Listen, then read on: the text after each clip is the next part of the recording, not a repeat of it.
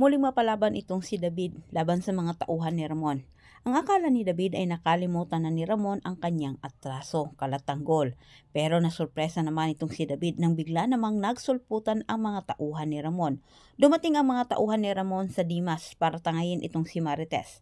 Hindi papayag itong si Ramon na hindi makuha itong si Marites sa mga kamay ni Rigor, lalo na't alam ni Ramon na nanganganib ang buhay ni Marites. Samantala bumalik itong si Attorney Vera sa Dimas para iparating ang masamang balita dito kay David na hindi umano nito nagawa ibenta ang iilan sa mga ari-arian ng mga kabalyero sapagkat ito'y nailipat na sa pangalan ni Tanggol. Gustong surprisahin ni Ramon itong si Tanggol para sa pagbalik nito sa kanilang mansyon ay makita na itong si Marites. Pinapuntahan ni Ramon ang kanyang mga tauhan sa Quiapo sa Dimas para manmanan umano ang tahanan ni Rigor.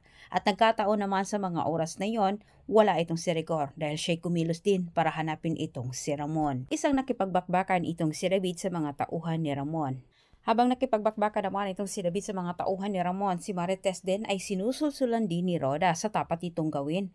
Sinabi ni Roda na kailangan umanong piliin ni Marites itong si Ramon dahil naniniwala siya na ito'y makakabuti umano para kay Marites. Tinangay si David sa tauhan ni Ramon at nadamay pa itong si Attorney Vera. Punos na si Marites, umuwi itong si Rigor sa kanyang tahanan na wala ng David at Marites. Hindi na nagulat itong si Marites nang makita itong si Ramon sa loob ng sasakyan, pero sa puntong ito ay hindi na sinayang ni Marites ang araw na yon at agad niyang ipinagtapat kay Ramon ang kanyang gustong gawin. Sumama na umano siya dito kay Ramon, payag na siya na buuin ang kanilang pamilya ni Tanggol.